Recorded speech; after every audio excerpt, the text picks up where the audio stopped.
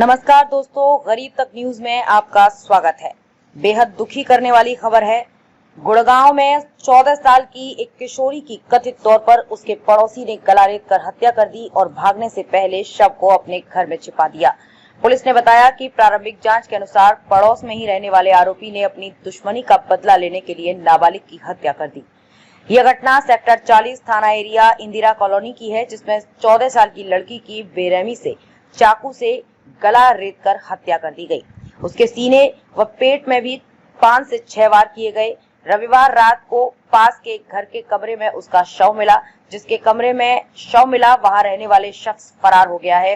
आरोपी 45 साल का राजू बीके भी नेपाल का मूल निवासी है और लड़की के माता पिता से उसकी कहासुनी भी रविवार को हुई थी।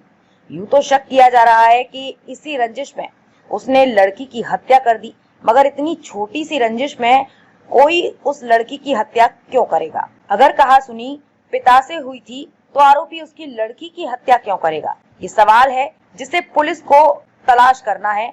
हो सकता है कि इस हत्या के पीछे कोई दूसरा कारण हो। आपको बता दें कि नेपाल का मूल निवासी ज्ञानू थापा 2019 से पत्नी आशा और 14 साल की बेटी रेखा थापा के साथ सेक्टर 40 थाना एरिया की इंदिरा कॉलोनी में किराए पर कमरा लेकर रहता था। नेपाल मूल के कई लोग इस मकान में किराए पर कमरा लेकर आसपास के मकानों में रहते हैं। ज्ञानू सेक्टर 29 एरिया के एक नाइट क्लब में हाउस कीपिंग की नौकरी करता है, जबकि पत्नी घर पर ही रहती है। रविवार शाम करीब 6:30 बजे ज्ञानू नौकरी पर चला गया था। रात करीब 9 बजे एक परिचित ने सूचना दी कि तुम्हारी बेटी लापता है। ज्ञानू घर आया और रात को कई घंटों तक पास के एरिया के पार्क व मार्केट में लड़की की तलाश करते रहे। लड़की की चप्पल घर पर ही थी।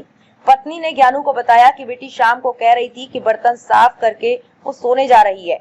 उसके बाद पता नहीं कहां चली गई। पति व अन्य लोग बाहर के एरिया में ढूंढ रहे थे। देर रात आशा की बेटी की लाश में इसी मकान व आसपास के मकानों में देखने लगे। इस दौरान उसने देखा कि पड़ोसी नेपाल मूल के ही राजू बीके के कमरे के गेट पर ताला नहीं लगा है। बाकी कमरों को देखते हुए वो उस कमरे में गई तो बेटी का शव पड़ा था और कमरे में काफी खून फैला था। आशा ने पति को कॉल करके बुलाया और फिर परिचित भी इकट्ठा हो गए। कमरे में रहने वाले राजू बीके का मोबाइल स्विच ऑफ था और वो आसपास कहीं नहीं दिखा। पुलिस को सूचना दी गई तो सेक्टर 40 थाना पुलिस व क्राइम ब्रांच की टीम मौके पर पहुंची। पुलिस को मौके पर ही हत्या में प्रयोग किया गया बड़ा चाकू मिल गया। लड़की के सीने, पेट व गर्दन पर चाकू से वार के निशान थे। शव को पोस्टमार्टम के लिए भिजवाया गया।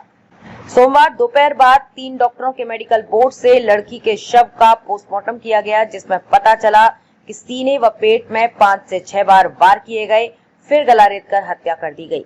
यौन शोषण की आशंका की पोस्टमार्टम में पुष्टि नहीं हुई। शुरुआती जांच में पता चला कि लड़की के पिता और फरार आरोपी राजू बीके के बीच करीब 1 साल पहले झगड़ा हुआ था। रविवार को भी इनके बीच कुछ कहासुनी हुई थी। ऐसे में यही माना जा रहा है कि इसी रंजिश के चलते आरोपी ने बहाने से लड़की को अपने कमरे में ले जाकर उसकी बेरहमी से हत्या कर दी और भाग गया।